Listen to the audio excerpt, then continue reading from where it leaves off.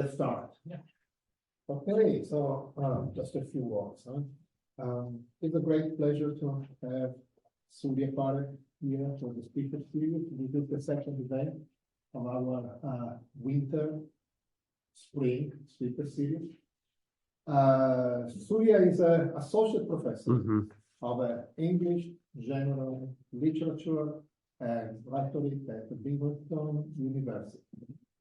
And for us, very important to emphasize that he graduated from History of Consciousness Department in 2013. So welcome back. Thank you. Surya is the author of Black Enlightenment, the book that we will discuss today, and you will find 3 copies on that table. Unfortunately, we have only 3 copies because the publisher was late in sending out 5 of them.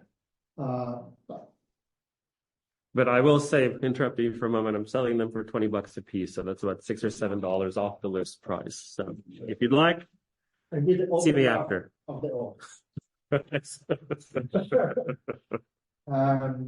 And is the co-editor of Living Translation, published in 2022.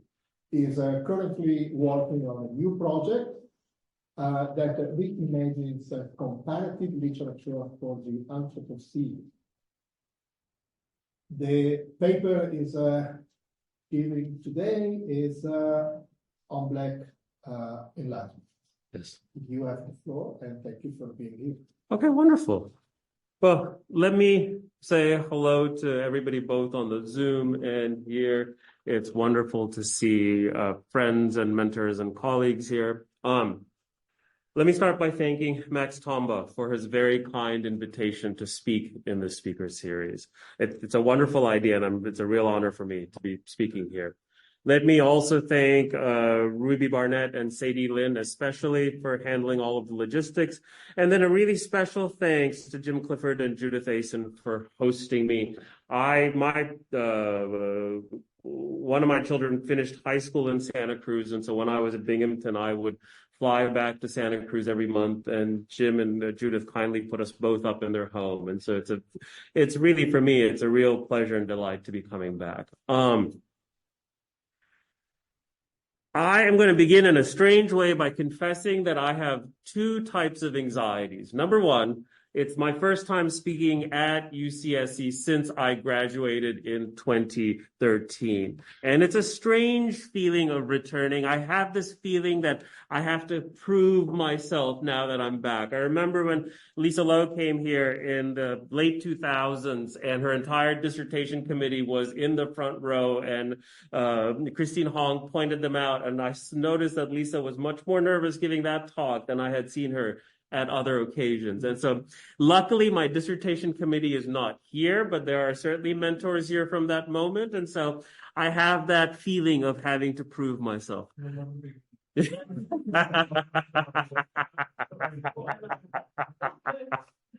The second anxiety I have is that I have to confess that I've never given a book talk. In fact, I haven't actually given a talk on the book, even as it was being published. The talks I gave in a true HistCon kind of way. I didn't really want to talk about the book. I want to talk about other stuff I was working on. So that's my other anxiety. I will say here, I had a trial run for giving a book talk about a month and a half ago. Out of the blue, this high school teacher contacted me, and he had assigned my book to his 9th grade class in their Enlightenment section of their class as alternatives to the Enlightenment. And he invited me there, and he didn't tell me this. He said, hey, come talk to my students. But assembly style, I had 2 classes in a row. This was at the UN High School in New York City. And so I had to keep the attention of 40 to 50 ninth graders for 2 hours. So that was my trial run for book talk. So I'm hoping that I'm not sure I want you folks to be a gentler audience, but as long as I can keep your attention, I'll be a happy camper. Okay, today I'll talk a little bit about Black Enlightenment, which you can see the cover of, which came out in September 2013. I'll talk a little bit about how I came to the project and what I tried to do with it, some of the questions that were interesting me. I'll then turn my attention to Immanuel Kant, Olaudah Equiano, and the changing politics of race in the 18th century, which is from chapter 3 of my book. I began this project in 2014. My dissertation had been on the work of Immanuel Kant, and it wasn't really only a reading of Kant, but it was also a way of thinking through Kant's cultural moment and the politics and philosophies of race and gender, both in that moment and in our contemporary moment. But I already knew that I wasn't interested in being a Kant specialist. And, being a HistCon grad and then being a Kant specialist would mean that, A, it wouldn't have been possible to get a job, and two, my interest really wasn't I had started with Kant because I felt that I needed to read Kant in order to read Hegel. And so I thought, let me read Kant, and then I started to see things that hadn't been talked about, and I wrote about Kant. And so my real interest was in how the Enlightenment might have moved from its provenance in Europe. And if we thought of the Enlightenment as somehow not only rooted or beholden to its origins, how might that change our sense of the subjects of the Enlightenment? I mean, there's been a good deal of scholarship on this, but that was what was interesting me, unlikely subjects of the Enlightenment. I called one of my mentors as I was giving a job talk who said to me, why don't you work on Phyllis Wheatley and Mary Prince? Because I said, I want to see how the Enlightenment travels. I don't want to be confined to reading Kant and other canonical Enlightenment philosophers. And so I began to read Mary Prince and Phyllis Wheatley, and that's really where this project began. As I started to read Wheatley and come across problems in how to read her, and actually I'll be talking about the predicament of writing about Wheatley tomorrow at UC Irvine. That's where this project began. Oh, I didn't realize it was a double-sided. Okay, good. I will say the idea of the Enlightenment traveling seemed to me also a much more fruitful approach, at least for me, than whether or not these Black subjects spoke back to white Enlightenment philosophers. And as I read the different figures that I was reading, I realized that that idea of speaking back was not going to be good enough for me in terms of doing the kind of work that I wanted to do. Black Enlightenment does two things. One, it looks at how such Black thinkers as Francis Williams, Ignatius Sancho, Phyllis Wheatley might be imagined as Enlightenment thinkers. This group of writers is often overlooked because of the tendency to relate the Enlightenment, especially when we think about enslaved people and Black subjects, only to narratives of freedom. Indeed, the writings by this group are often seen as impoverished in comparison to the narratives of Equiano and later of Frederick Douglass or Harriet Jacobs.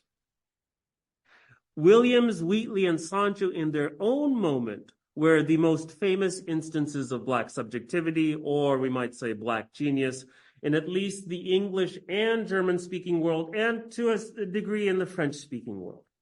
So that was one part of what I was doing. The other thing that I was doing was looking at what we might term an anxiety about both race and Blackness among canonical white Enlightenment philosophers.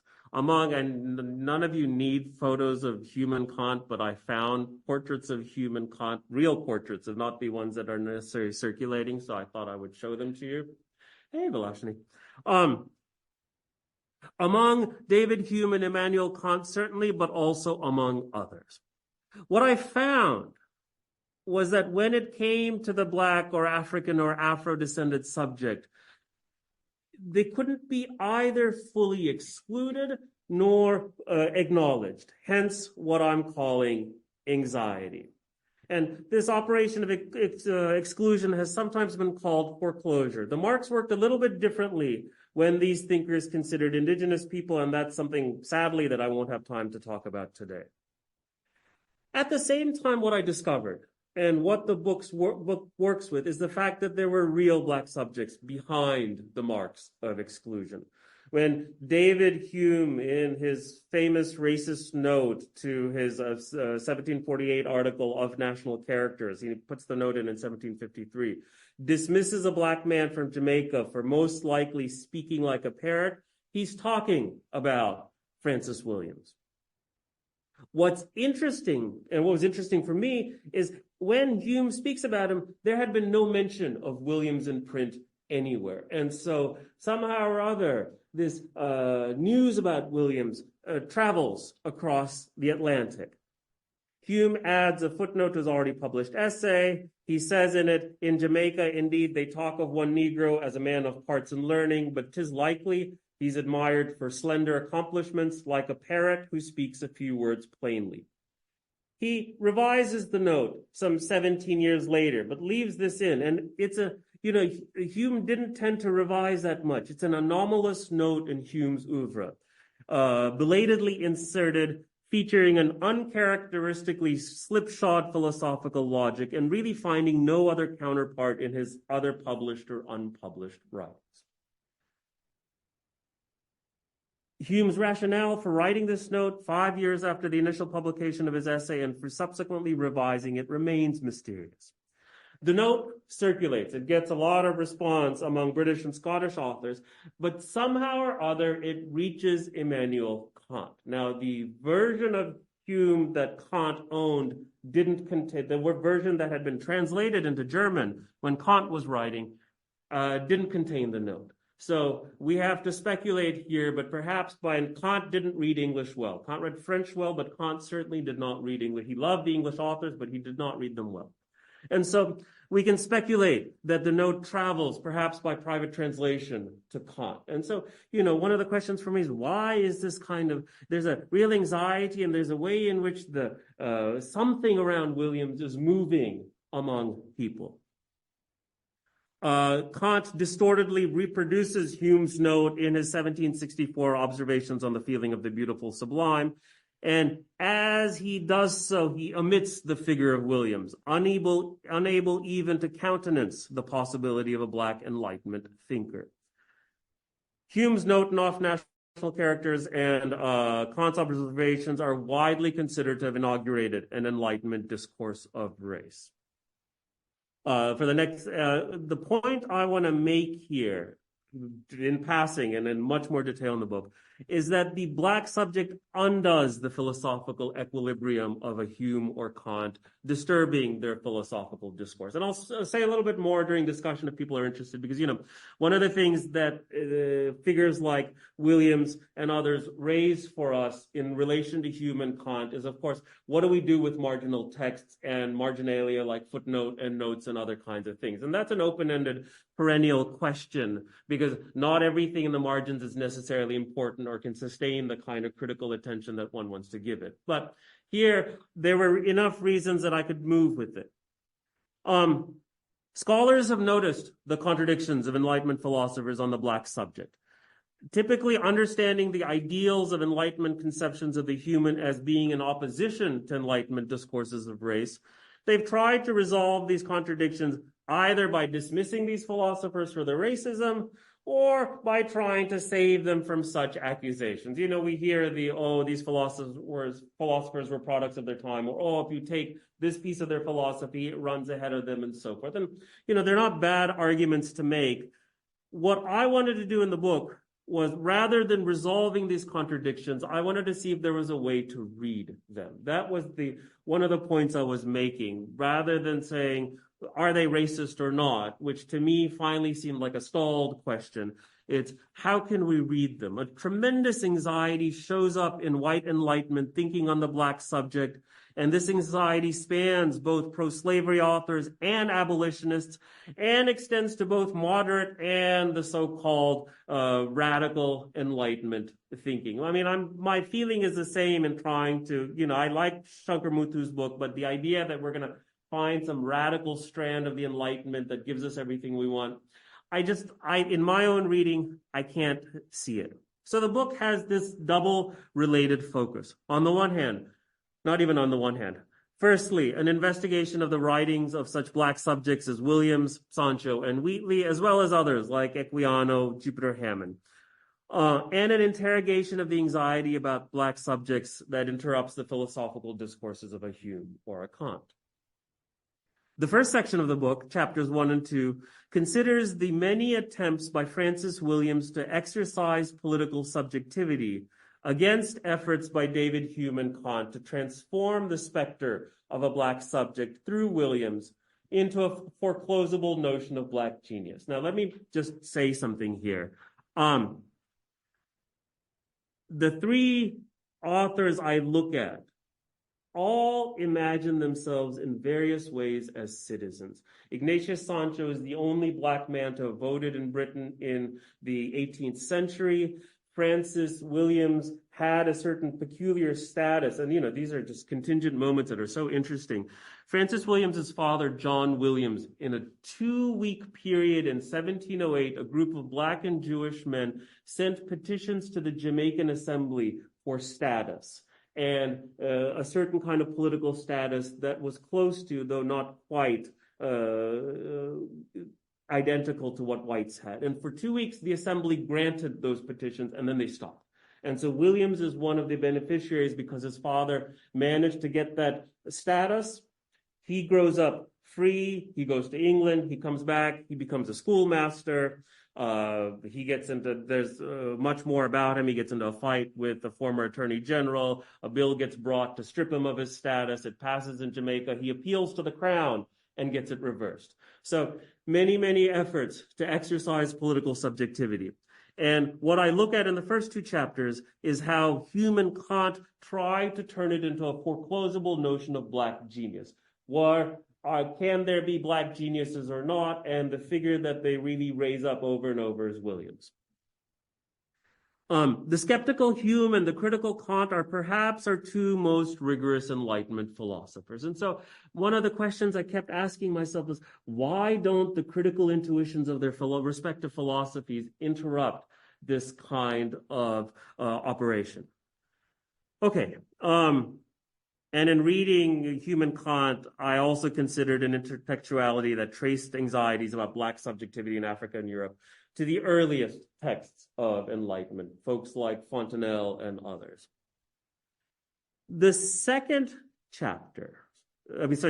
section, chapters 3 and 4, examined how, as the idea of large-scale Black political participation through emancipation becomes a palpable possibility in the 1780s. It's not there, but it's in the air. The idea that there could be a large group of Black political subjects. The politics of racial exclusion changed. This is what I'll speak about today.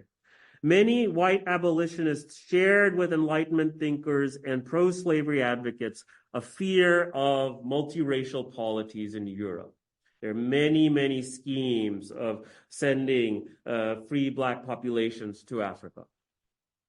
In order to manage this fear, the abolitionists continued to prioritize the figure of Black genius in their writings. Yes, there are Black geniuses. Look at William Sancho Wheatley.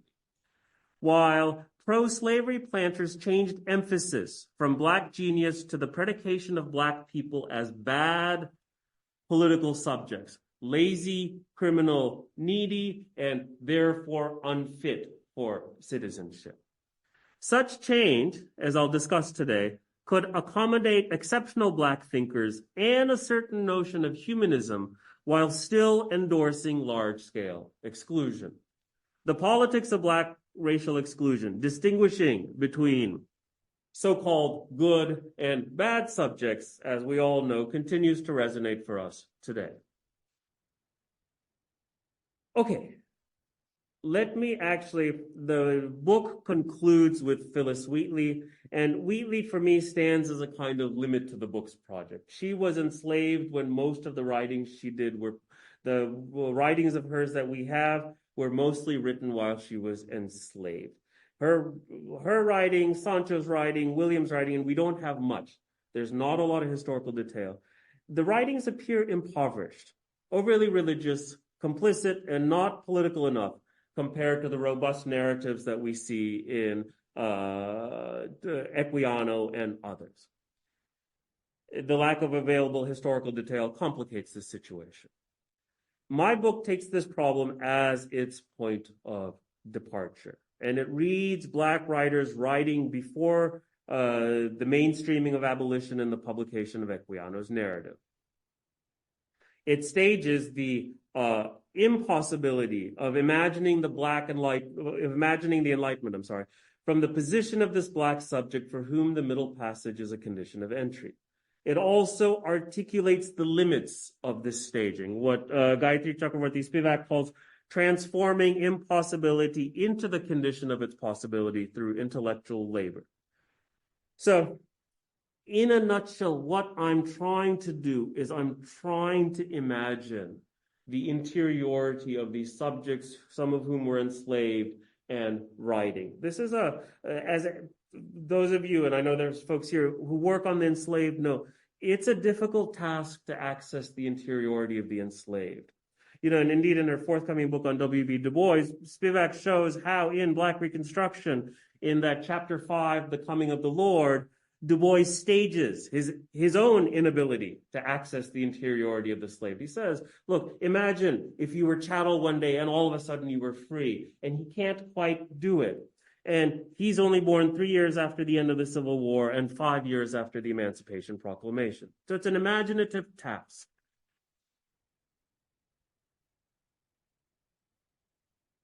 The tacit argument of the book, finally, is that we have to learn how to read these thinkers. And really what I'm urging people to do is to go back and read some of these folks like Williams or Wheatley. Wheatley now has come into popularity again, but folks like Sancho and Williams, to read them again. Okay, let me say a little bit today about the third chapter of this book on Kant, Equiano, and the changing politics of grace. In the course of my research, I came across a fantastical historical coincidence. And now I have to say, I'm not a historian, and I feel you all know that I've got my degree here from history of consciousness. And so I feel somewhat like the literary person when I discover interesting historical things. I have so much admiration for the sober historian who can work out what's important in an archive and what's not. I see something shiny and I think, oh, it must be important because, it's so shiny, it must be interesting. And so I came across this historical coincidence. I don't really know if there's how to understand its significance as such, though I do try in this third chapter. What's the coincidence? In January and February of 1788, Immanuel Kant publishes a short essay on teleology. It's his last published essay on race in 2 installments in the Deutscher Merkur. And in the same months, Olaudah Equiano sends a couple of editorials to the Public Advertiser, a popular British newspaper. Both Kant and Equiano cite and comment on the same passage from a pro-slavery planter named James Tobin, who claims that Black people are innately lazy. And so this is the coincidence. Kant and Equiano, here we see another portrait of Kant and Equiano, writing about the same thing in the same months. So, of course, for me, that was a wonderful conceit around which to organize a chapter and start to work at these politics of race. By 1788, when Kant and Equiano published their pieces, abolition in Britain was in its heyday. After a number of stops and starts in the 1760s, 1770s, and here I primarily mean abolition of the slave trade, though there were folks who were starting to advocate emancipation as well. Abolition was in its heyday, and so it had become mainstream. Thousands of pamphlets, many, many meetings, many organizations, many groups. And we can talk about it as it had become a large-scale social movement. One of the catalyzing forces for abolition in Britain during the 1780s was the publication of James Ramsay's essay on the treatment and conversion of African slaves in the sugar colonies in 1785. Ramsay, a minister and surgeon resident at St. Kitts for 16 years, had detailed the brutal horrors of slavery, had recounted his own frustrations with converting his slaves to Christianity, and had proposed a plan for gradual abolition and for emancipation. Planters in the British Caribbean had been especially unnerved by Ramsay's suggestion, drawn from Adam Smith perhaps, that free Black labor would produce more profit for slave owners than slave labor. Ramsay contended that there was an untapped potential in Black labor that could be accessed only by encouraging free trade rather than monopoly. His suggestion permitted metropolitan abolitionists to align the economic interests of the nation with the humanitarian project of the abolition of slavery.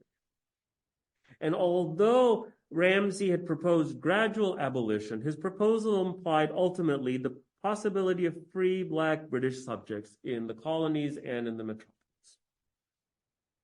So this is 1785. Since the early 1770s, the legal arguments for slavery in Britain had become unstable. In 1772, the Mansfield ruling in the Somerset case was widely interpreted as granting de facto freedom to any enslaved person who made it to Britain, since in that case, an escaped slave could not be compelled to return to the Caribbean. And so, there were strange arguments waged during the Somerset trial. In the Public Advertiser, there's a letter by a so-called, in quotes, Guinea merchant who advocates for slavery on the grounds that slaves were British subjects who were bound by civil obligation to forfeit their labor. So you see, there's a real instability at this moment.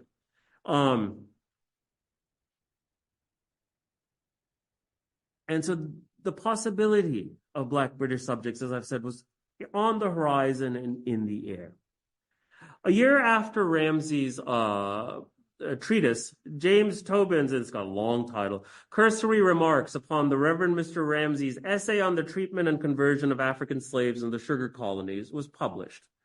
Tobin, you see him here on the right-hand side, a former resident planter, Nevis, had upon his return to Bristol in 1783 become a metropolitan spokesman for the Bristol West Indian planters. Against Ramsay, Tobin claimed that freedom for enslaved people would lead to pauperism and criminality. In other words, that freed Black people would be unfit citizens. He attempted to counter Ramsay's argument that a free laborer would be incentivized to work harder by declaring the Black subject impervious to incentives and incapable of acting autonomously. And here's an excerpt from his notes, a long 4 pages or so. He says, I've been in most of the English and French islands, yet I never saw a single instance of a free Negroes working for hire. There are 10 or 12,000 able Negro men now in England. Out of all this number, I'll ask Mr. Ramsay whether he ever saw a single one employed in any laborious task. On the contrary, I'll be free to affirm that out of the whole of this number, those who are not in livery are in rags, and such as are not servants are thieves or mendicants.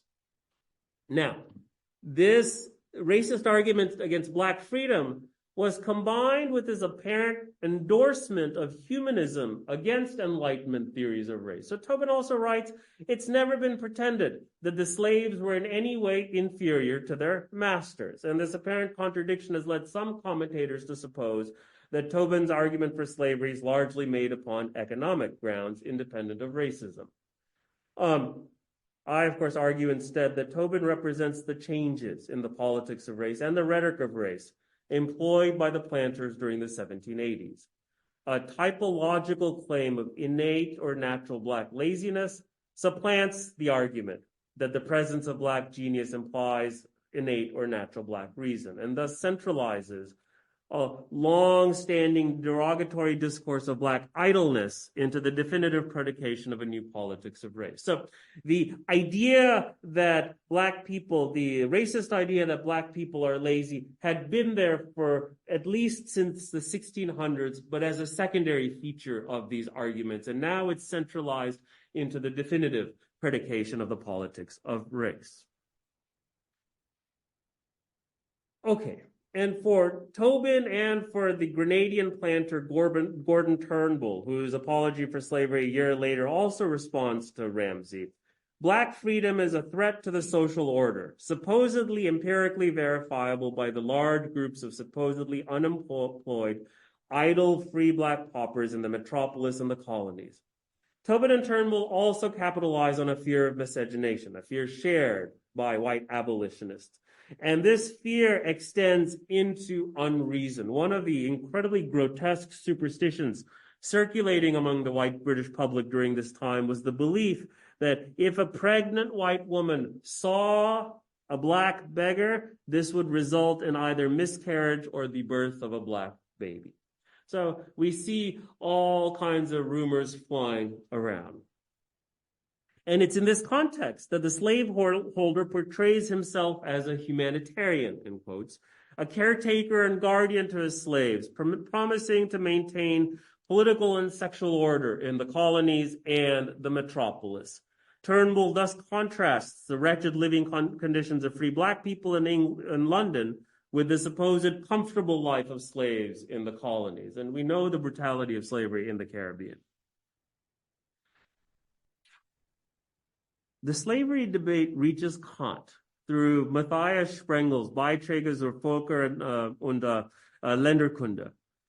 Kant was an avid reader of the Beiträge, begun in 1781 by Johann Reinhold Forster, who was, I'll just say by the by, one of the people that accompanied Captain Cook on his journey, and Matthias Sprengel, and published annually. Volume 5 in 1786, motivated perhaps by Sprengel's interest in abolition, features translated excerpts of both Ramsay and Tobin. Despite Sprengel's support of abolition, in his editorial note, he presents Tobin as a corrective to what he sees as the excesses of Ramsay. Kant's reading the Beiträge as he writes his last essay on race, which ostensibly is about the philosophically permissible use of teleology. Let's take a very quick look. Where am I time-wise? Okay, I still have time. Good. Here is Kant's note. I'm not going to read the full note here. I'll read a little bit, but he calls Tobin a knowledgeable man.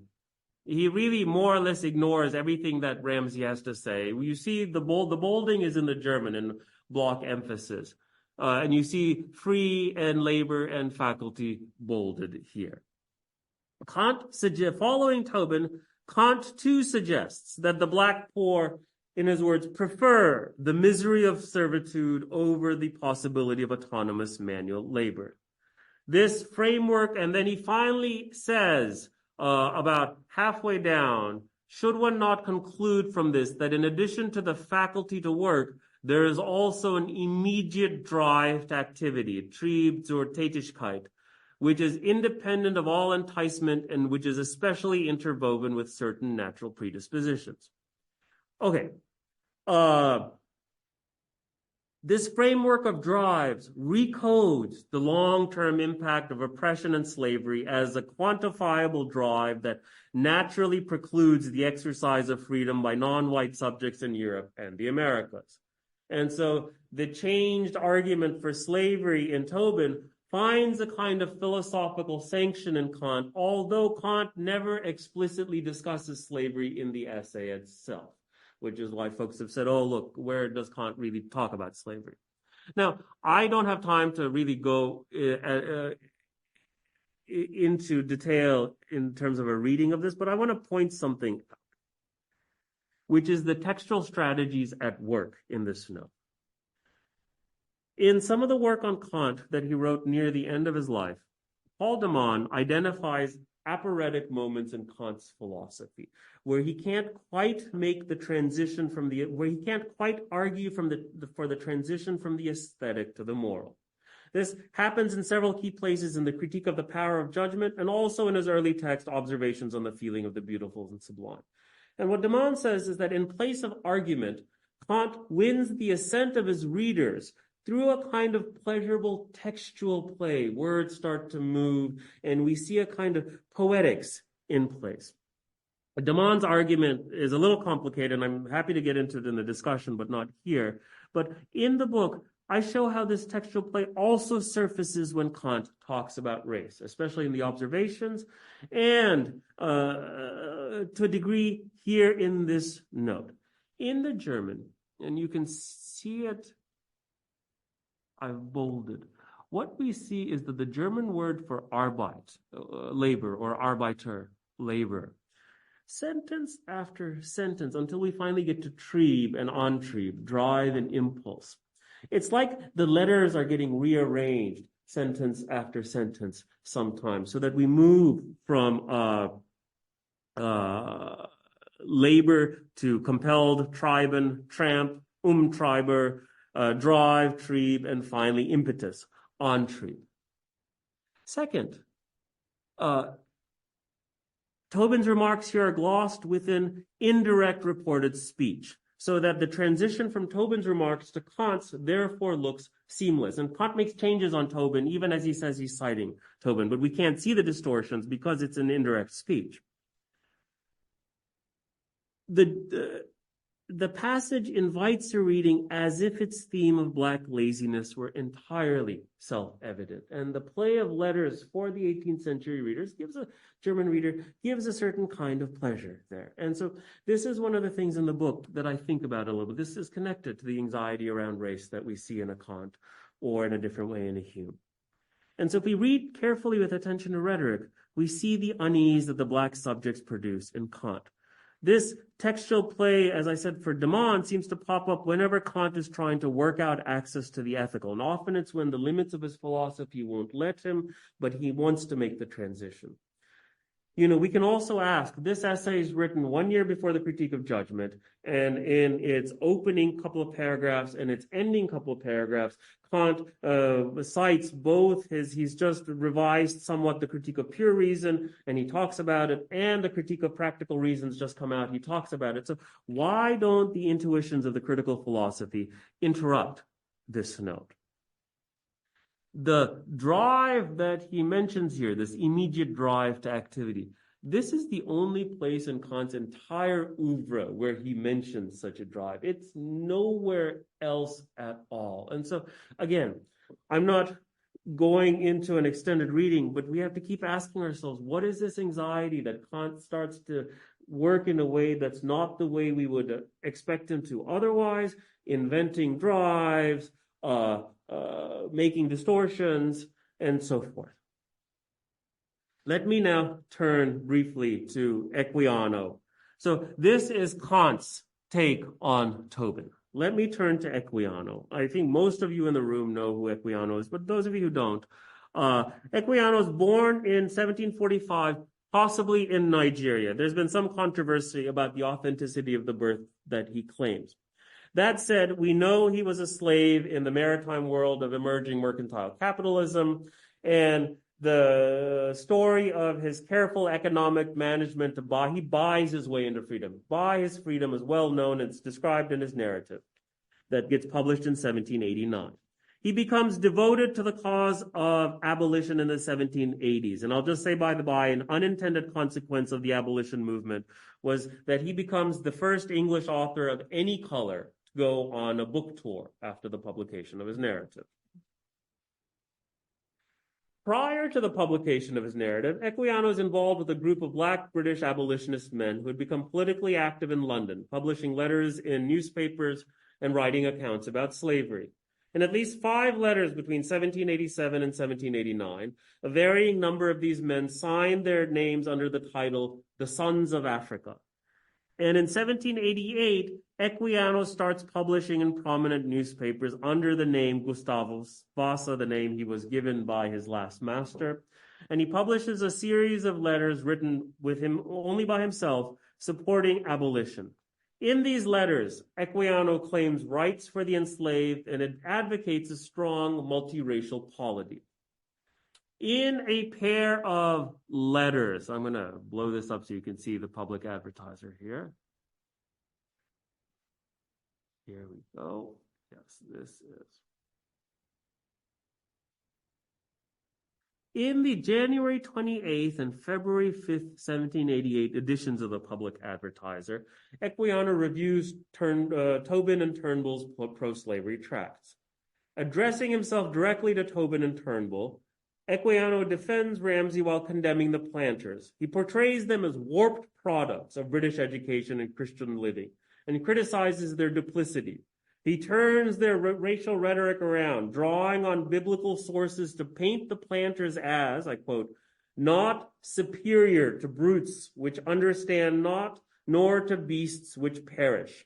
And commenting on Tobin's specific passage denying free Black labor, Equiano thunders that in England there are no Black laborers, that these who are not servants are in rags or thieves. In a word, the public can bear testimony with me that you are a malicious slanderer of an honest, industrious, and endured people. And at the end of this letter, let's see if I can get to it. Yes, right here you see kind of the word intermarriages. At the end of this letter, against fear of miscegenation, Equiano explicitly affirms intermarriages as a national honor, national strength, and product of national virtue. And now you can see he signs the letter as Gustavus Vasa, the Ethiopian, and the king's late commissary for the African settlement. And I'll just show you, folks, the second letter, which is this is the second one.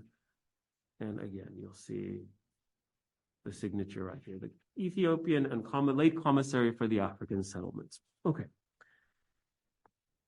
Let me move to the last part of my talk. This should be fairly brief. This signature brings into the project and brings into the letters one of the initiatives to resettle Africans into Sierra Leone. Equiano had been part of this initiative. I'm not going to dwell on Kant or Equiano anymore. I'd be happy to talk about them later. Among the freed Negroes, using their language, in London that Tobin and Turnbull had derided were the former slaves who had fought for freedom during the War of American Independence by joining the British. And Lord Dunmore's proclamation says to them, "You will be free if you join us." In 1783, at the end of the war, first, after the war ended, some of these folks went to Nova Scotia and spent a couple of very cold winters in Nova Scotia. Afterwards, some of these loyalists came to London expecting freedom. They were disqualified from relief from the Poor Laws because relief could only be obtained if you had a parish of origin in Britain. They were unable to find work, not having many skills, and they faced a hostile society. And so many of these former slaves quickly became incredibly destitute, rags and very destitute. They lived alongside what were called the Lascars, indentured servants and sailors from South Asia, often employees of the British East India Company who had been left in Britain and had also been reduced to wretched conditions. The plight of this group, collectively known as, and this is what they were called, the Black Poor, was sympathetically publicized by British newspapers in 1785 and subsequently portrayed negatively. Prominent philanthropists and abolitionists established the Committee for the Relief of the Black Poor. At first, they provided some relief, and then they got the idea that we should relocate these people to a colonial outpost and expand Britain's empire.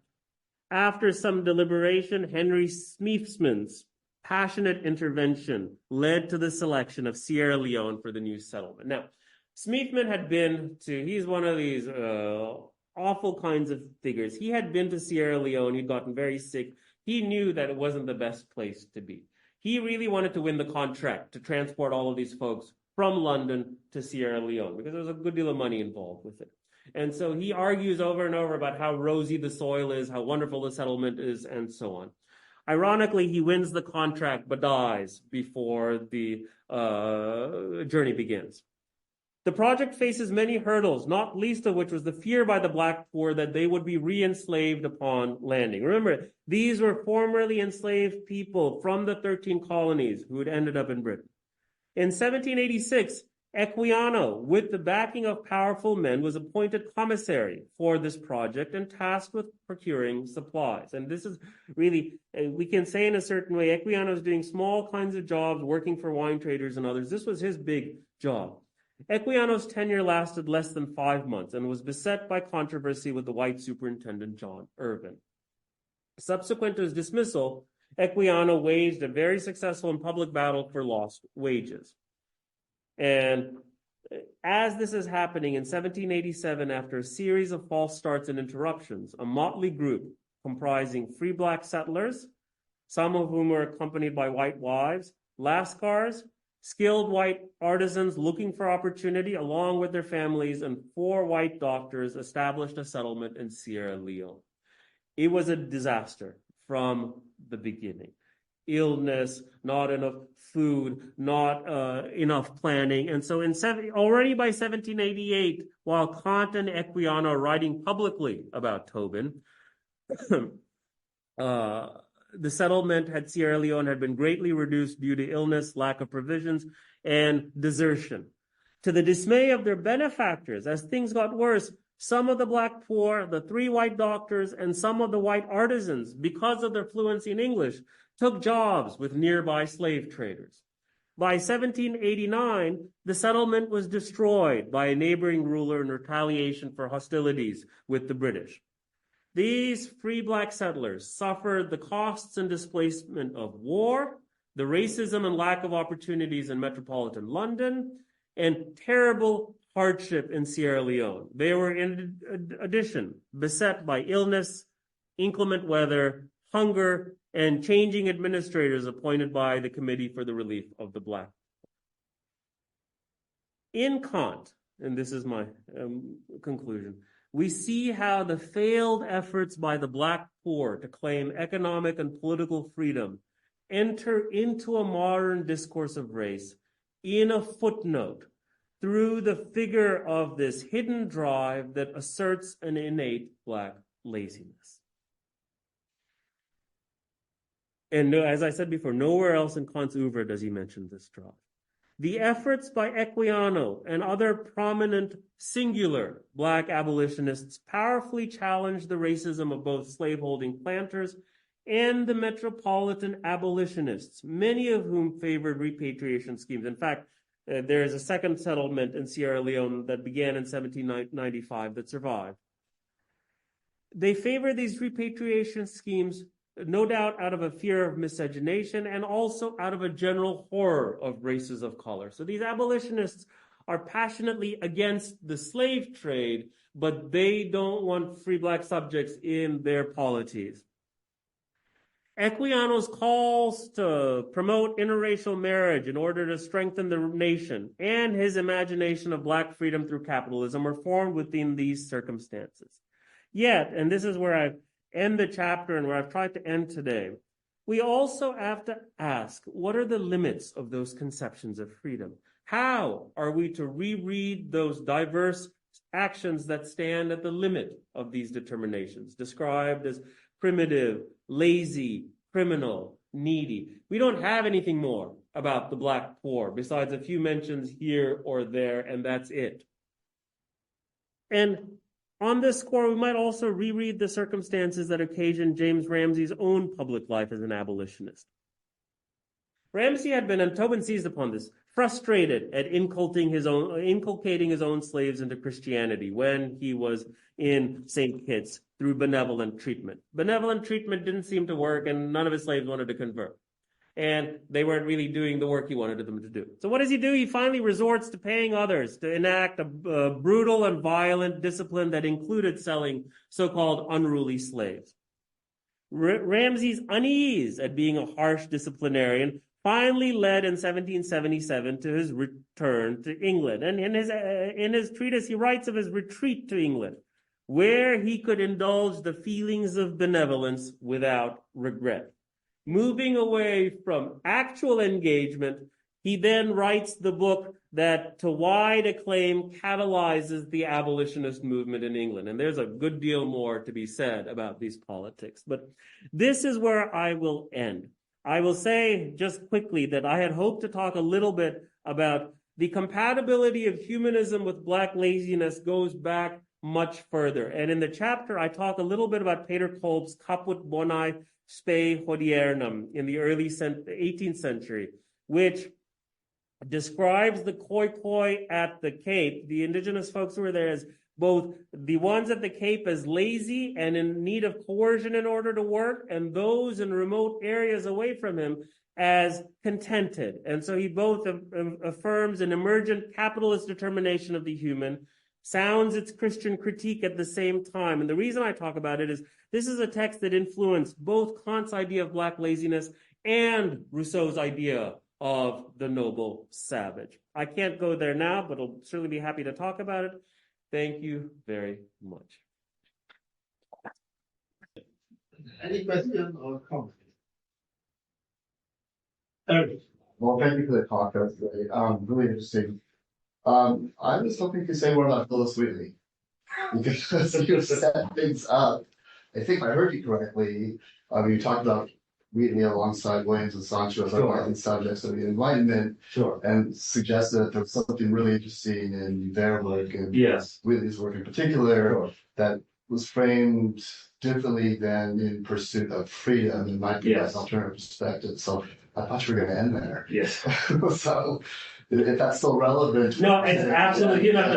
And I'm glad you. I mean, I'm talking about Wheatley tomorrow, right? And so I had, and Max had suggested maybe I talk about Kant, and then as I thought about it, I wanted to talk about the Black Four, which is where I ended today in my third. I mean, the third chapter, I will say, is a little bit of an anomaly because the rest of the book really thinks about these three figures, Wheatley, Williams, Sancho, and the difficulties in trying to produce readings of these three figures. You know, Williams has one poem in Latin, and the version we have comes to us in a history book by a very racist slaver, Edward Long. And Long is really jealous about Williams, and his Latin is not as good as Williams. And so he gives us, as a very ironic, the first piece of literary criticism of a Black work, but in this kind of envious, jealous kind of way, where he keeps saying, this is wrong, this is wrong, this is wrong.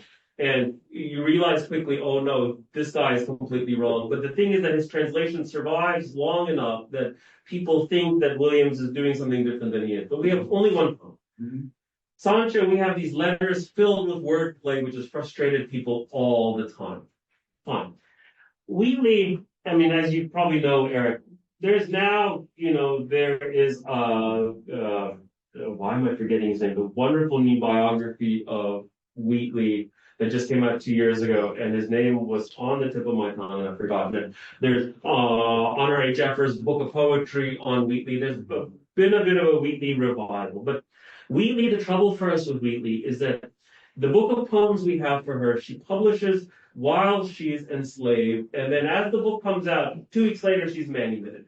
Once she's manumitted, it's a peculiar thing. It's as if once she becomes free, she becomes very legible to us, and I'll dare say even likable to us, because she writes a letter against slavery. There's all kinds of things against slavery that come forth. And so it's a different kind of situation. The early stuff is very Christian, and it's hard to work out what to do with it. This is where I'm at tomorrow, is to how can we, and I'm not sure I've succeeded, but I think I must have tried at least 3 or 4 times. I tried writing about Wheatley, and every time I realized that I was reproducing the exact same thing that I was criticizing, right? Which is, how do we take our contemporary desires and try to suspend them a little bit so that we can see what Wheatley, when the Tara Bynum's got this wonderful article that begins with, I often wonder what Phyllis Wheatley was thinking about while she was brushing her teeth. And then she says, I know the historians have told me there were no toothbrushes, but I wonder what, the idea is, what's Wheatley up to in her ordinary life? And she's like, it's clear she's not thinking about herself as a Black woman or the Black woman in a racist society all the time. And so she tries to get a read on the pleasures of Christianity and the letters that she exchanges with people. I'm looking at the poetry and I'm trying to get a sense of this fantastically smart woman who is taken across on a slave ship that lost, this is a very macabre statistics, lost more people than most on their voyage across. In fact, there's letters from the owner to the captain saying, out of greed, saying, why are you losing so many people? It's losing me so much money. Look, so-and-so ship, everybody survived, and so-and-so ship, everybody survived. He's only talking about money. He doesn't really care about the people on board. And so Wheatley goes through this brutal voyage, and then she's bought by the Wheatleys. The ship's name is the Phyllis. The people who buy her are the Wheatley. There we go, Phyllis Wheatley. And there's been some discussion about calling her Phyllis Peters because Peters was her husband's name, so at least to some degree she chose that name. But you see that some of the problem about writing about Wheatley is already there in the name. And so she's bought by the Wheatleys, and what happens next is really singular. For some reason, they treat her differently, almost like a daughter. Still a domestic servant, but almost like a daughter. She moves into this Congregationalist Christianity that seems to, because of things like the Christian teachings around the meek shall be strong, she starts to develop a very confident voice. By the age of 14, she's writing poems to the Harvard graduates saying, you better use your education wisely and so forth. And so what I try to do in the last chapter is to see if I can kind of catch something of Wheatley as I'm writing. It's hard because I couldn't ever be sure that I was doing it or not. And the real worry is that the binary of is she radical or is she assimilationalist? Is she one? David Waldstreicher, that's the guy who wrote the biography. But everywhere there's an effort to either reclaim her by saying, look, there's a radical impulse in her poems, and if we just read it in this kind of way, and it's there covertly, and we can see it. And on the other side, the long history saying, oh, she's an assimilationalist. Look, the poetry is not really anything. She writes like Pope. She doesn't really do anything, so on and so forth. And so I was trying to see if I could read her as both complicit, but also try to read her. And what do we make of a Wheatley who survives the Middle Passage? And then these Christian missionaries say, come to Africa and look at these maps. And she says, I'm going to look at these maps. She says, if I go to Africa, I'm going to sound like a barbarian. Because, she came across at 7. But then how can you imagine this woman who survived the Middle Passage saying, I'm going to look at these maps of Africa? And we can't. We have to. But it's so uncanny to imagine, try to see, what is she seeing as she's seeing these maps? So that's not a real full response, but that's how we would start to move towards Wheatley. I'm sorry I couldn't say more about Wheatley here, and sadly the Irvine thing is not going to be on Zoom, but that's what I'm going to be trying to talk about, the predicament of writing about Wheatley. Right, too.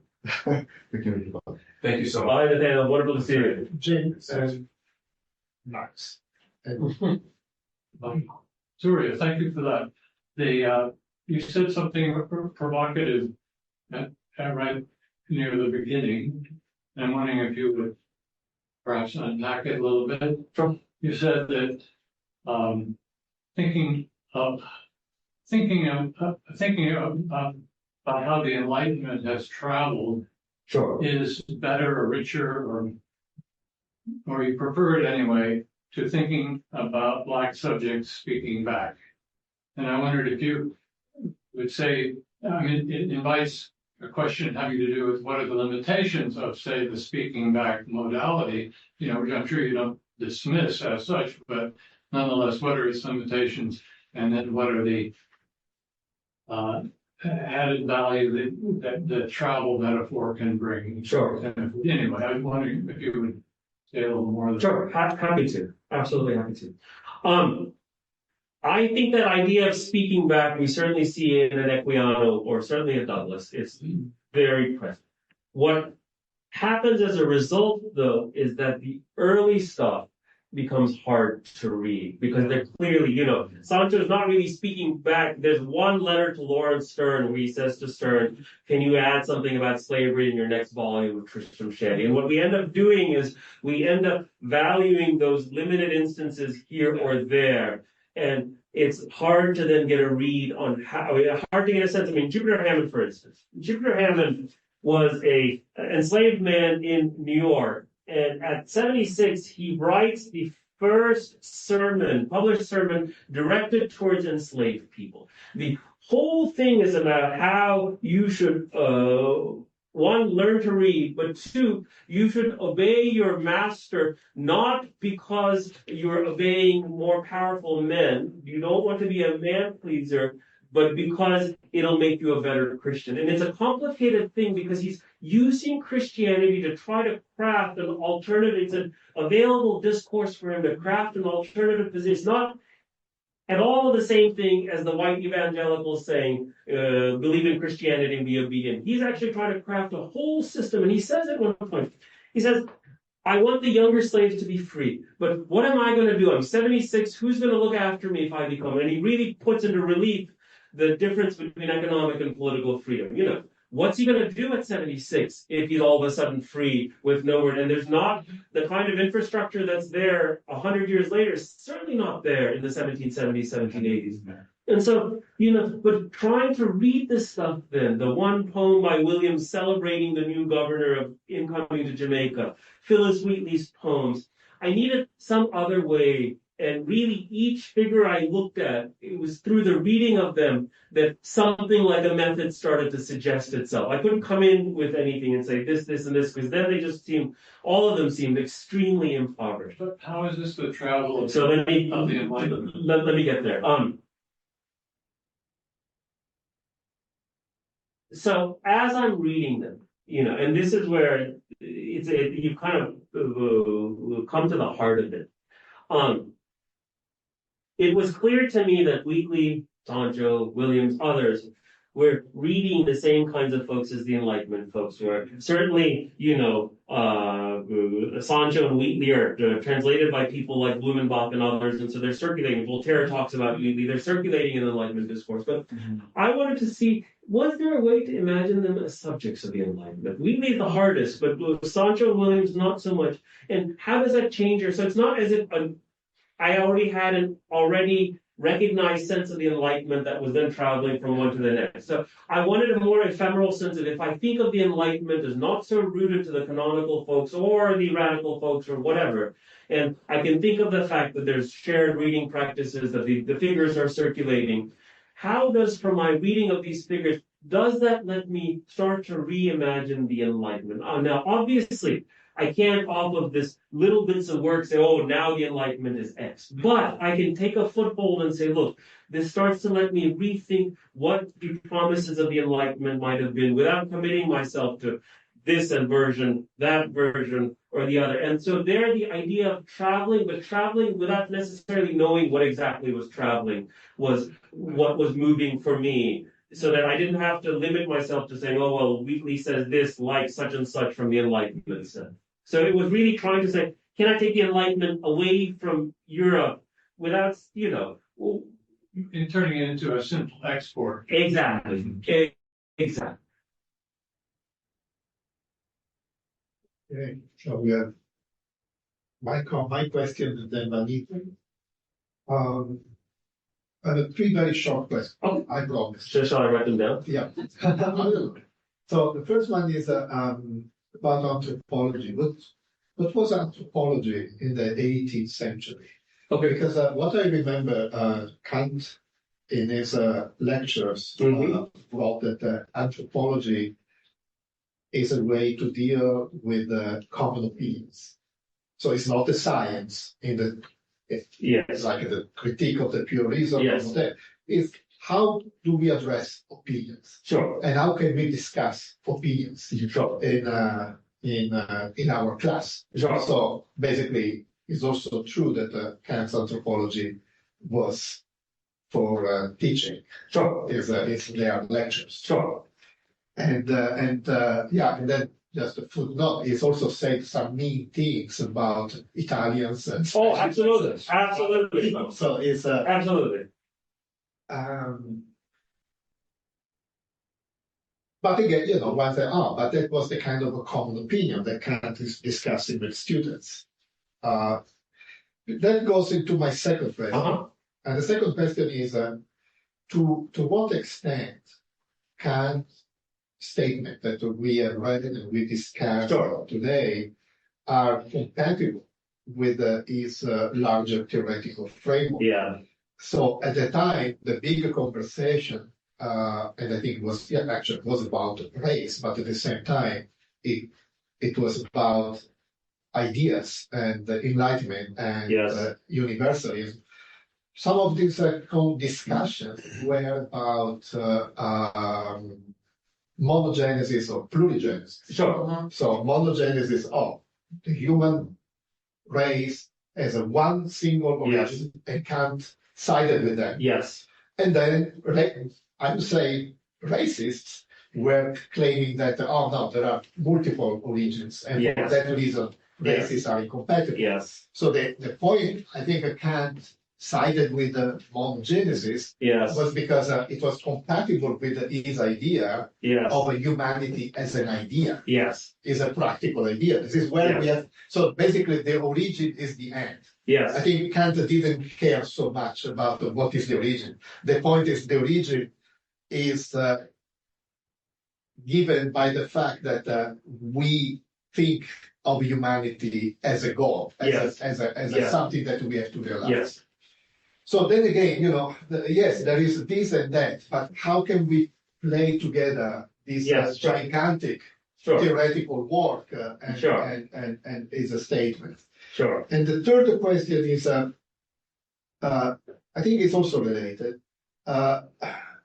If, that was a James question, if enlightenment triumphs, my question is there a link between Black Enlightenment, I shall put it in a very simple way, Black Enlightenment and Sankaramoto's attempt to think a different enlightenment? Sure. So can we bridge these two things?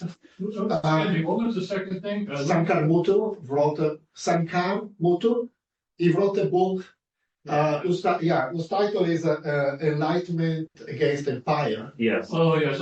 It's basically Kant and Herder. Yeah. Well, Yes. thank you. And this idea is, actually, deep inside, these authors were questioning There's a subversive the empire. Yes. There is a kind of subversive enlightenment.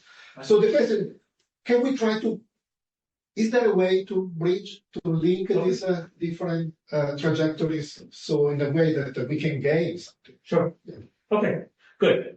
So, do we have another 45 minutes? Okay, so the first thing, I told you that we want you for dinner.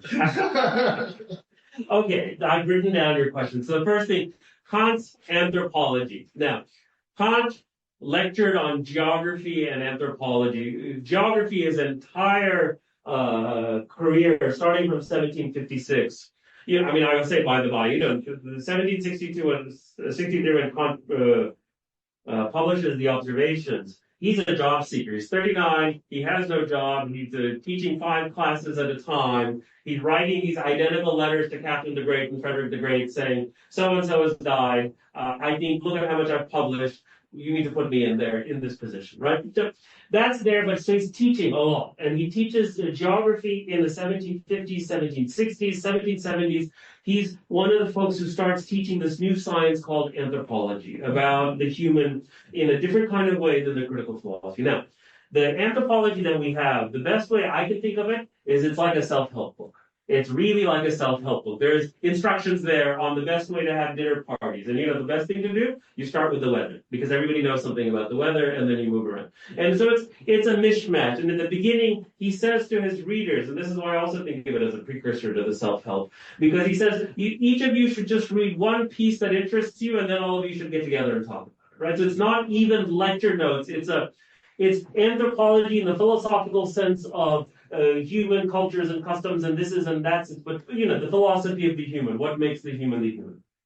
Fine. And yes, he says mean things about Italians and many other people, and even says some things about Germans. That's all there. Yet it's also part of his larger architectonic. And so this brings up 2 kinds of problems that I don't talk about here that I talk about a little bit in the book. I don't know if you remember in the Critique of Pure Reason, the very last chapter is titled The History of Reason, right? He says the history of reason, and then the word history never gets used in the content anywhere in that chapter, right? Because what Kant can't quite do, because we can't ever really know epistemologically whether or not there's a causality called reason. We have to operate as if there was something called reason. Is he can't tell us quite about the historical development of reason. And this is why, when I start to, if I was talking to a Kantian about this race stuff, this is where I would start to go with race. Because what race lets Kant do is it lets the investigator of race cognize for themselves that there is something called natural reason. Nature has a reason at hand that we can now see in race and some of these other things, and this is part of what he's moving at with teleology. And there are shifts in Kant along the way. So that's one. The other problem is for Kant, like it was for Linnaeus, how do I actually know the human as a natural being? If on the one hand, the human is a rational being, and you remember in Kant, the rational subject doesn't have to be human. There's all kinds of things about aliens all over the place, or other kinds of rational subjects. But this specific terrestrial subject, how can I think them as the natural subject? What is it that, and Linnaeus was perplexed about what distinguished humans from animals. He could not finally get to it, and he put nosce te ipsum, know thyself, in place of where he should have put the division of the human. And he gets called out for it. Kant has, and again, it's a longer thing, a similar kind of issue that we see at work in his race essays, which we can think of as part of the natural sciences. So that's there. I will say that I don't take the usual line that people do on monogenesis and polygenesis. Yes, Kant is a monogenist, but in that last essay on race, he argues with Georg Forster, who come through with his father on Captain Cook's voyage. And Forster, and Kant ignores these lines, says, and I quote, "Has the thought that blacks are our brothers ever, anywhere, even once, caused the raised whip of the slave driver to be lowered? Has the slave driver, with the mania of a hangman and devilish joy, ever been tormented because he was fully convinced that the black slaves might be of his own blood?" So, and Forster's a polygenist, but not a strong polygenist, so that the way in which we think, it's a 19th century conceit that polygynists were racist and monogenists were anti-racist. It's not the case in the 18th century. Right. And you were going to... I was wondering when you were going to get to the second question. Oh, I am in the second question. Oh, okay, good. Which I think I'm going to answer in your second question. That was monogenesis and polygenesis, right? Oh, yes, that's right. All right. I'm very bad at remembering questions.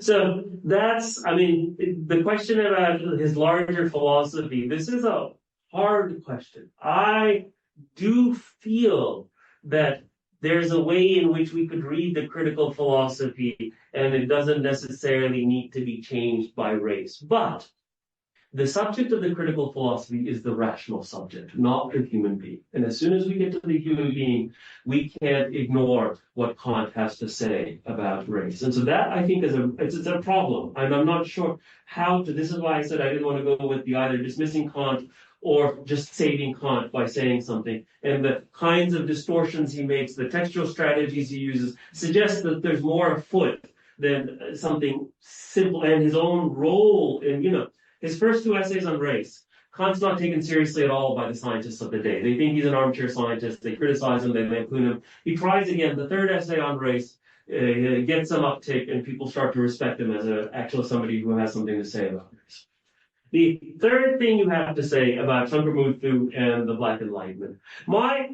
I'm fine with Shankaramuthu's book. My issue is this, that for me, there's a way in which these folks still want to either save or accuse. And I just think that, I think there's something useful in Kant, and I think he's a racist. And how do we square the two?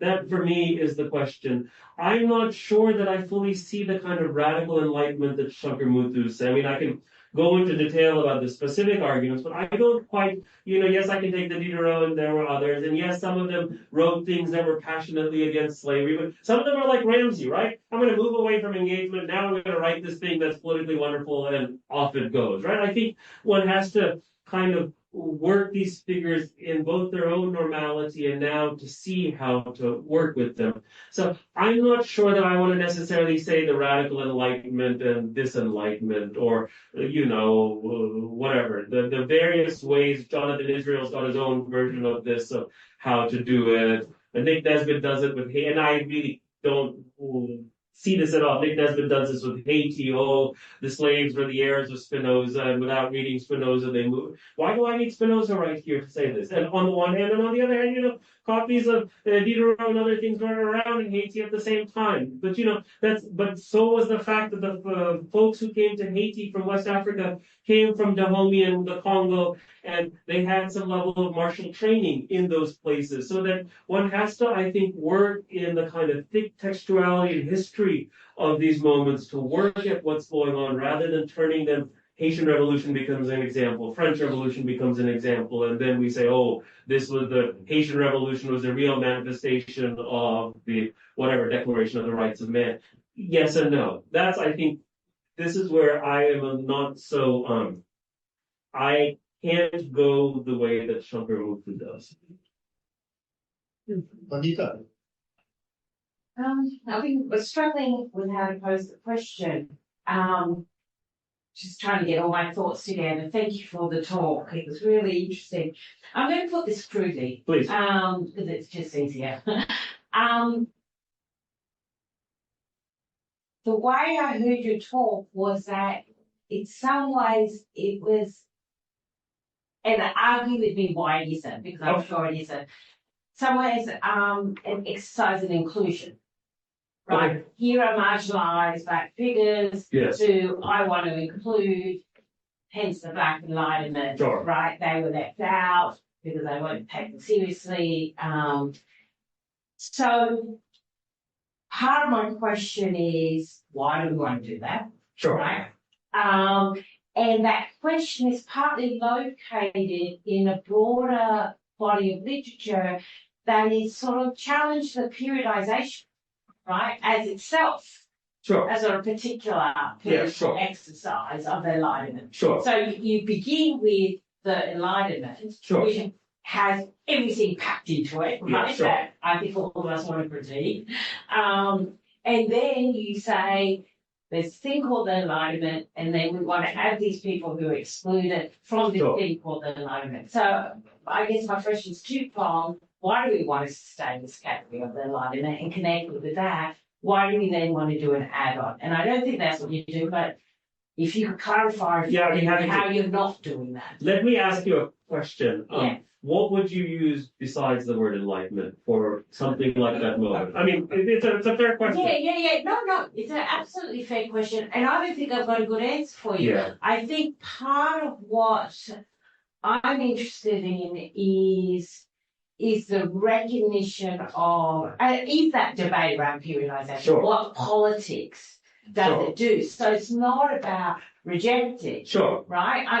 I know that this literature better with the medieval. Yeah, and there's sure. an absolutely legitimate argument for saying the Middle Ages or medieval already presupposes Sure. the teleological history where the modern is the end, etc. I'm not about to say let's Sure. get rid of the medieval, Sure. right? But I think that argument is an interesting one. Yeah, sure. Okay. That, Sure. then expands to talk about how this gets structured through narratives of colonialism, Sure. so that the post-colonial world becomes medieval, Yeah, sure. right? Sure. That gets connected with feudalism. Sure.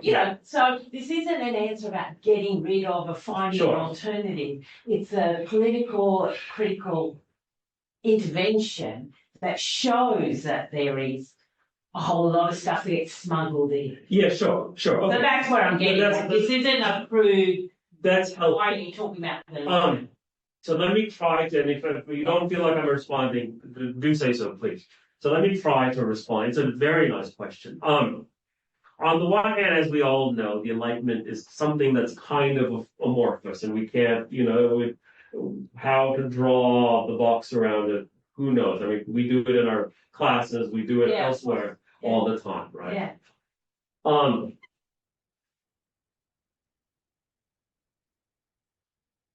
I'm not sure that it may be that this is inclusion. I'm not going to say that I'm necessarily above that criticism. I certainly saw all the different ways in which the kinds of people that I'm looking at, their bits of their writings and names and other things were circulating all among the folks that we can typically think of as enlightened. Number one, at the same time, one of my frustrations was that, when we started to think of, and I see this more in philosophy, Black thinkers, it's as if they have to fit a certain category of what a philosopher should be like, or what a certain this should be like, or what a certain that should be like, and then we read claims and other kinds of things. And so part of what I wanted to do, and this I think relates to Jim's question about, is I wanted to not necessarily be clear about what it is that's traveling. I could say, yes, shared text, shared practices, shared this. I mean, even if we think Enlightenment, something like the American Enlightenment, if we think Ben Franklin and others, is very different. And one of the criticisms about Phyllis Wheatley's poetry is, oh, it's not that rich, or this is, or that. None of the poetry in the 13 colonies was that rich. There was not that kind of infrastructure in place to produce the kinds of poets that, again, exceptional poets that one would have gotten in Britain. So I wanted to see if something about how we understood Enlightenment itself could be changed. But I came through, and this was one of the contentions I had with one of the reviewers of the book, not one of the readers of the book, was I wanted to do it through a reading of these figures to see if that brought me somewhere else, rather than trying to find a framework of pro-Enlightenment, anti-Enlightenment, against Enlightenment. Really and so that. I end the book with saying, what I'm trying to look for is, and this I take very much from Spivak, openings in their works that call out to the future, that ask us to do something else. And I take both Dorinda Uttram and Derrida's idea of the Enlightenment as unfinished and always changing. Both our sense of what it was, what it might have been, what it could be. And I try to see if, and Wheatley was very much the limit for me, but the other two, not so much, in the sense that I could start to see a way to make readings of them, and they're so clearly in conversation. Stern with so-and-so, Blumenbach knows Equiano, tries to translate him. And so they're already there in a certain way. If I periodize and say historical moment, they're already there. But it's like, oh, look, the margins here, the letters here, and this here, that. So they're already there. How the hell does Williams circulate? There's nothing about him in print till 1770s, and yet Hume writes about him, Kant writes about him. There's some kind of tremendous anxiety that's being generated across these informal circuits that's already there. So that's what I was trying to do, which is why I think I was also responding to Max about Shankarmutha's radical enlightenment. I am not yet ready to say, if you ask me what do you think enlightenment is, I would probably look at you and say, I have no idea. That's where I would finally land. So, but on the other hand, I took the two probably most well-known figures of enlightenment, maybe. There's two of the, let's say, five, Hume and Kant. Thank you. That's really good. Sure. Robert Mingus. Thank you. Yeah, this is wonderful, both the talk and the conversation.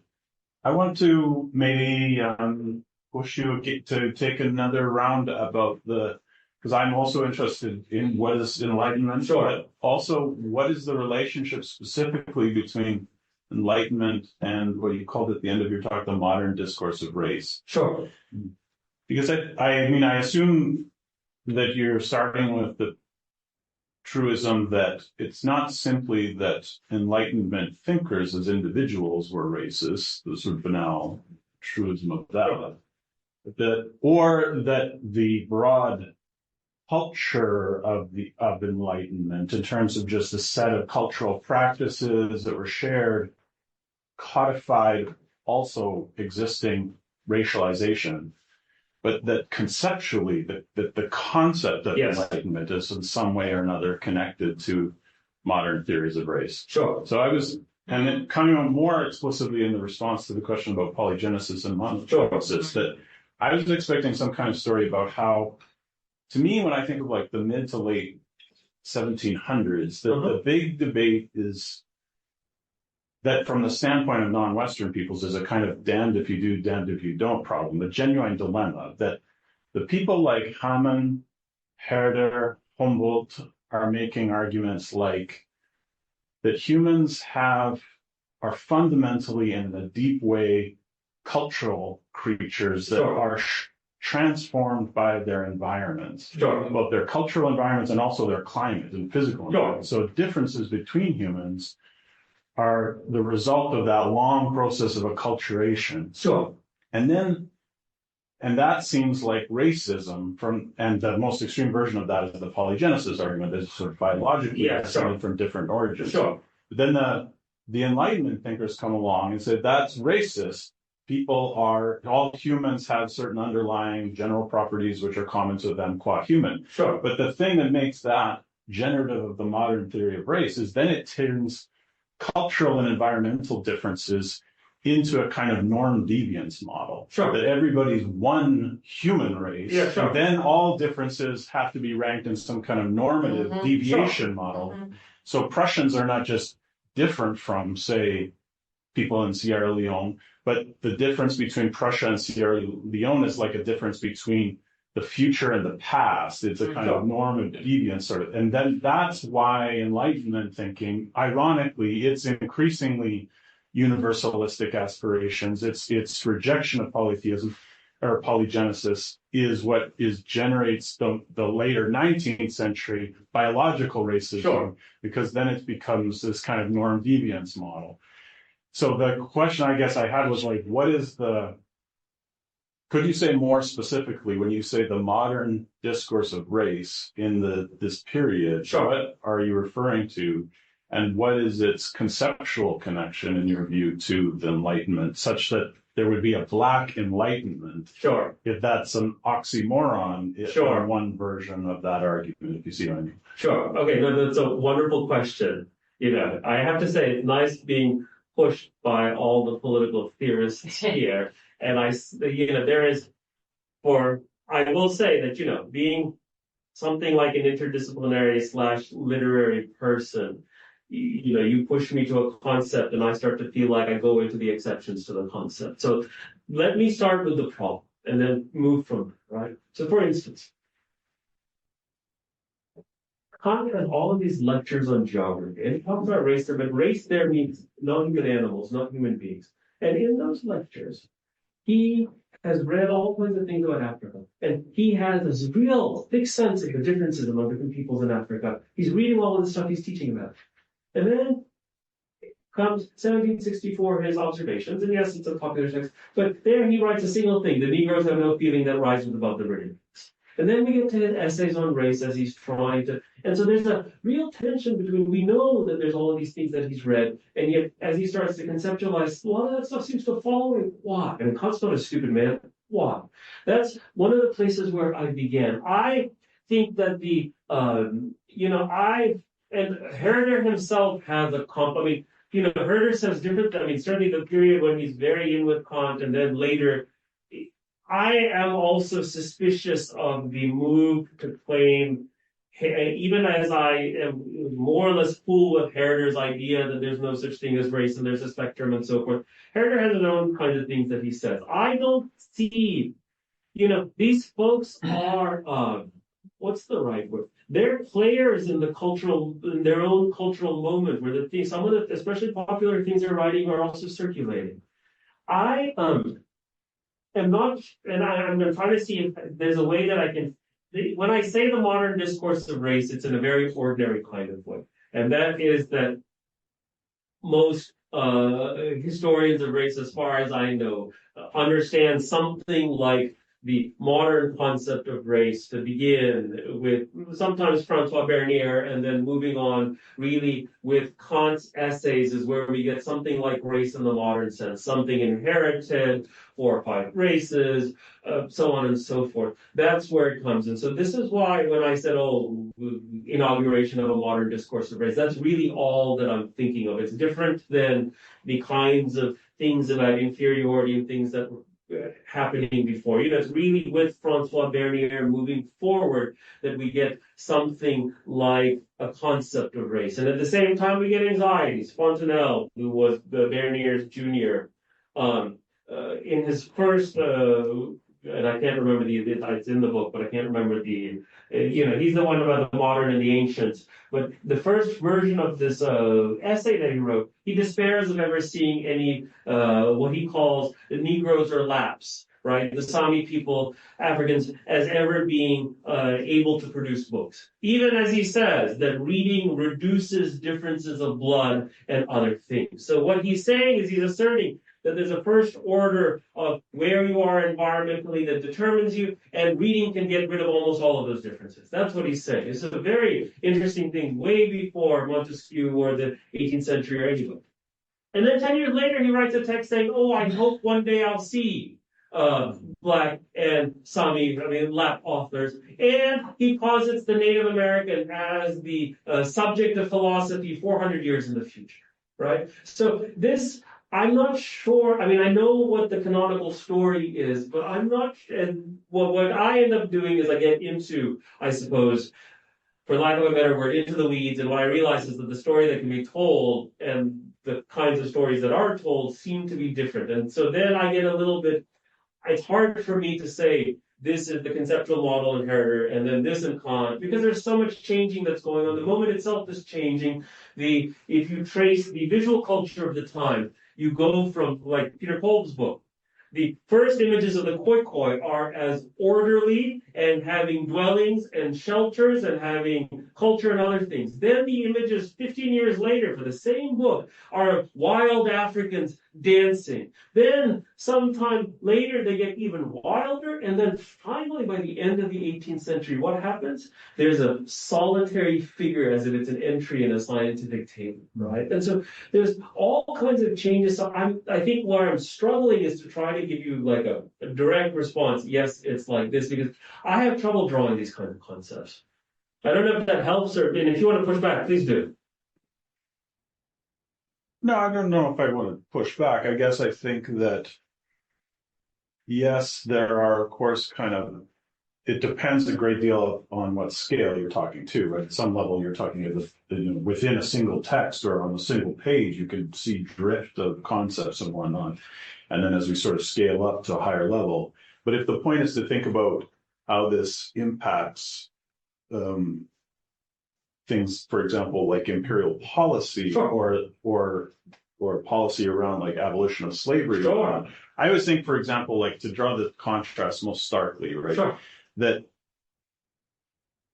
the key, an exaggerated difference is between a British policy of indirect rule, yes, much more pronounced by the middle of the 19th century, let's sure, say, in which you say, look, these people over here, they have their customs, their ways. Sure. Or geography and climate dictates that we cannot simply like plot a form of life that was grown in England here somewhere else, sure, because that will never take hold.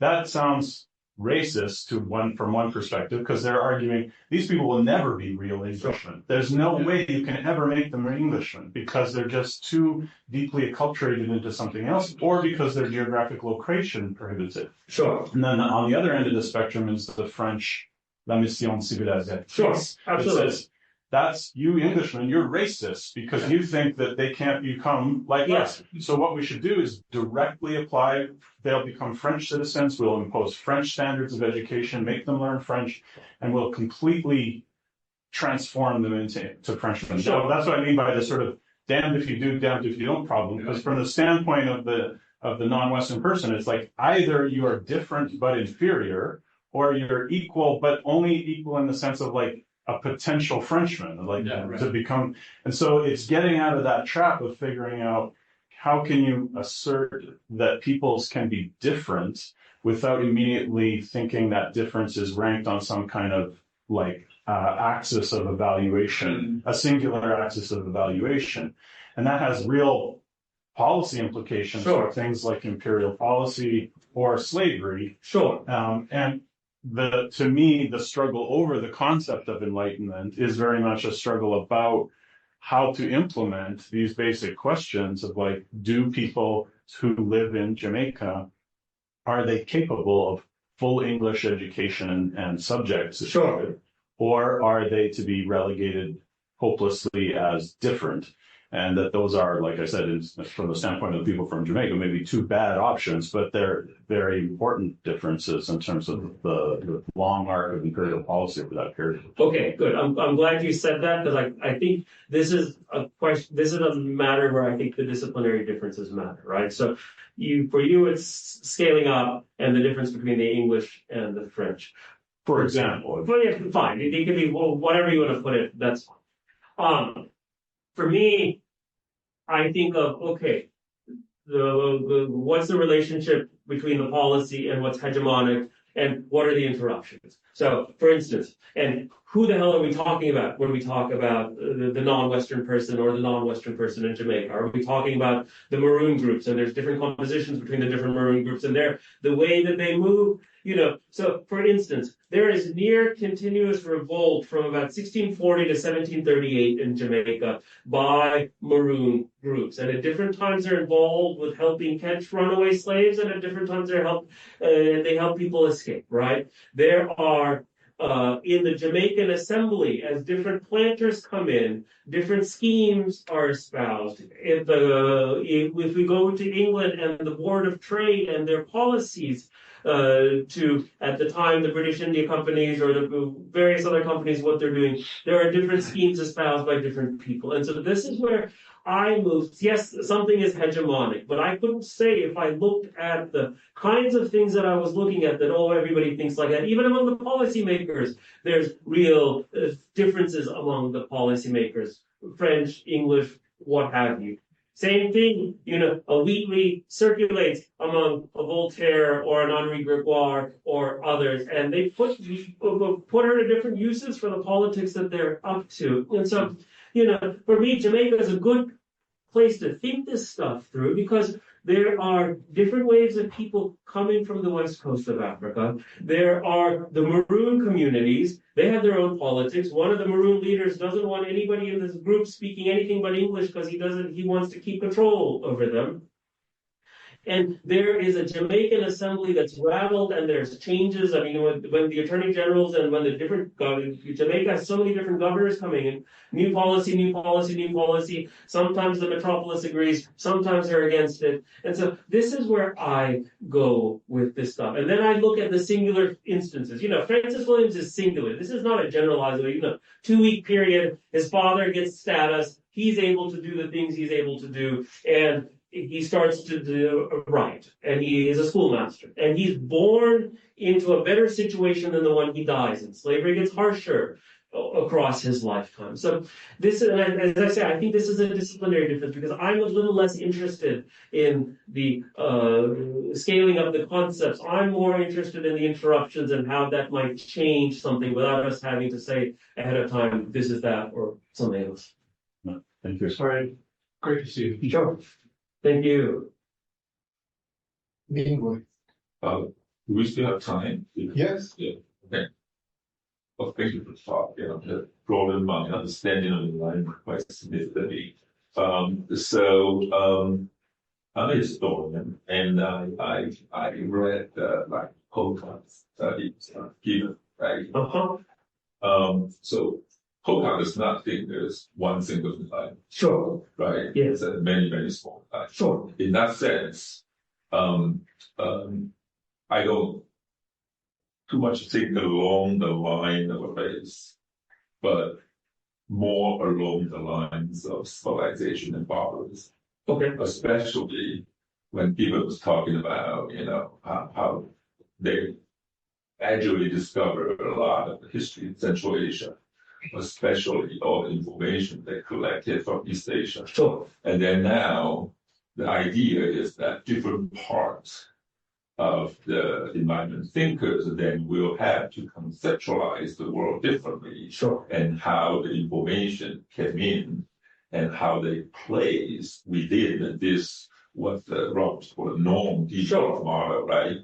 Okay, so in that sense, for example, before Hegel, yes, including Voltaire, they would think that China is run by the philosopher king. Yes. So they didn't really think about all the alien or others as inferior. Sure. Right. So in this sense, I would think so. So my question is really, I didn't really think that Enlightenment thinkers they travel, explore the Enlightenment, but rather like they collect information from all over, including the slave trade, abolition, and then they have their response.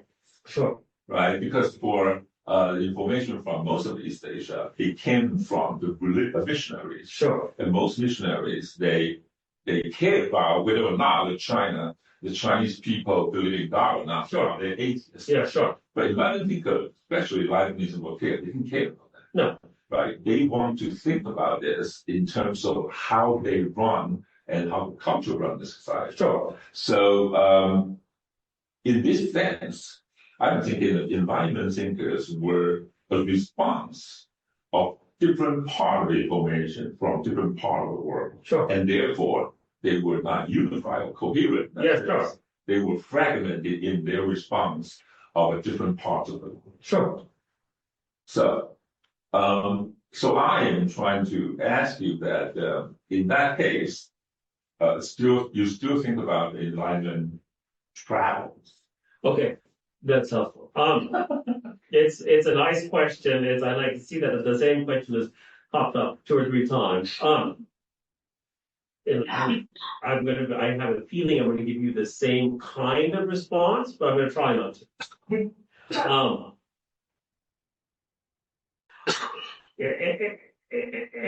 this is the delicacy or diciness of what I'm trying to do, which to say I'm not trying to say it's a certain version of enlightenment that's traveling. Now, as you probably well know, in the 1760s, in history making undergoes a change among what we think of as Enlightenment thinkers. So Robertson's history, there's other histories that come out, Buffon to some degree, they become compilers, right? Instead of just reproducing first-person accounts in the journals and other things, they start to compile it according to a certain concept of nature. You get this, the thinkers who are thinking in philosophical systems, even if they're not philosophers, and they're taking the different things and then trying to make it conform to this is my idea of the human, or this is my idea of nature, or whatnot. Now, Robertson's Historiography of America is one of the ones that's in this kind of mode. And so I'm fully with you that these figures are collectors. I am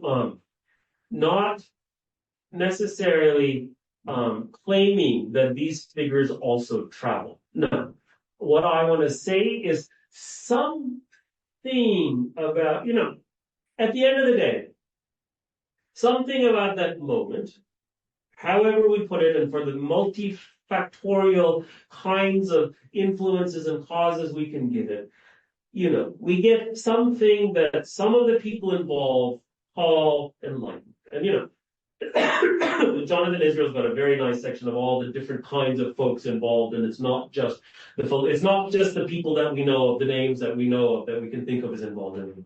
Right. In that kind of way, right? Texts travel, names travel, Phyllis Wheatley's reading Pope and other kinds of people, Ignatius Sancho is reading these folks. In that kind of way, I thought to myself, if they're reading all of these folks, why can't we also think of them as Enlightenment subjects? And then does that change at all for us how we might think the Enlightenment? Not that there's a certain version of the Enlightenment that goes, I think for us in our moment, there's a real temptation to say, this is the periodization stuff. This is Enlightenment, and here's how we can kind of put a thing around it. And so even as we're doing scholarship, absolutely trouble that notion. But, here's what we think of as Enlightenment. Now, it may be that it's better for me not to get rid of the word altogether, but for me, at least to try to do the work, I needed the word Enlightenment to think through and to think, was there something, probably at the end of the day, I'm still interested in, is there something about the idea of the human that comes forth, but not necessarily just in a Kant or a Hume, but also in these little ways in a Phyllis Wheatley or an Ignatius Sancho or a Francis Williams that we can work with now. That's, I think, where I finally come to. But, these are folks, Sancho and Wheatley, who survived the Middle Passage. And so we can't necessarily say, and we don't have these, it's not like Hume's oeuvre or Kant's oeuvre where there's many, many works. But is there something there, an impulse or something there that we can still work with? And if so, how do we start to read it and how do we start to think about it? That's what I'm trying to do. Yeah, I like that. I think about enlightenment as plural and not uniquely Western. Sure. Right? Sure. So science was uniquely Western. Industrialization took place only in the West. Sure. But that sort of enlightenment subject could be multicultural in so many ways. Sure. So, my work and other people's work, like, Itojo in Japan, back in China, they all had this kind of rationalism environment Sure. going on in the 18th century. So in that sense, that kind of multiple subjects can be imagined. Yeah, I mean, science takes off in Japan. I mean, later. Yeah, for sure. So, why limit it to saying it's Western or who its subjects might be and so on and so forth? I think that was part of what I was up to. Thank you. But somebody to see it. Nice to see you too. Thank you. So I think that was a very good ending. I Yeah. like the idea of enlightenment as a kind of a multiplicity of answers to the question that that the world is large and there are many challenges Yes. which are coming from the world. And these Europeans were trying to find their own way to make sense. Sure. But at the same time, there were many other people trying to address a similar question. Maybe this is the way to find a bridge, a link between the different viewpoints. You know what? I'm still. What I mean is, I like the idea that enlightenment is not one single thing. Yes. It's actually, think of a Kant when he says the world is around. Yes. So I think these people became aware that there is a new geographical dimension. Yes. And that is no longer just the Germany, it's the world. Sure. How can you deal with that? Sure. And their obsession was to think, I think, more post-Kantians than Kant himself. But their obsession was to think in terms of what Robert says. To make sense that there are so many differences, the only way to do it is to temporalize. Sure. So they are sure. backwards, they are Sure. I mean, to the past. It's the end of the 7 Years' War. Königsberg has just come out of Prussian occupation, and they're all of a sudden on the world stage for the very first time. And we can't ignore. I mean, this is where, we can't ignore those historical moments and try to pull the concepts out. They're trying to assert themselves on the, but I think of the Enlightenment as amorphous and as an open question. I am still resistant to saying there's multiple enlightenments, there's plural enlightenments. I don't want to draw boxes to say here, here, here. I'm quite cool to say it's amorphous, and I rethink it. Every time I read these folks, and I read even different texts of Kant, I don't feel like I come up with a kind of unified idea of enlightenment. When Kant is in the critical philosophy, or later when you move away from the transcendental works of the metaphysics of morals, there's always, it's like a historical moment, it's putting pressure to think and think and think, and they're trying to come up with something. And, there are also moments of terrible racism that one cannot excuse, but we can't get rid of Kant. So what do we do with those? I mean, Kant has genocidal passages in his notes where he says, only the white race is going to survive, nobody else has the wherewithal to do it. This we have to take into account as part of some larger thing called enlightenment. This is part of the argument today, is that humanism was compatible with the idea of black laziness because it could identify exceptional black subjects and say, but the rest of them are not very fit for political subjectivity. So, I kind of feel that I keep it as an open question. I don't really know, and then I try to work it out as I read each time. Thank you. Thank you so much. Thank you. Let me sell you, if anybody wants a book, let me sell you a book since they're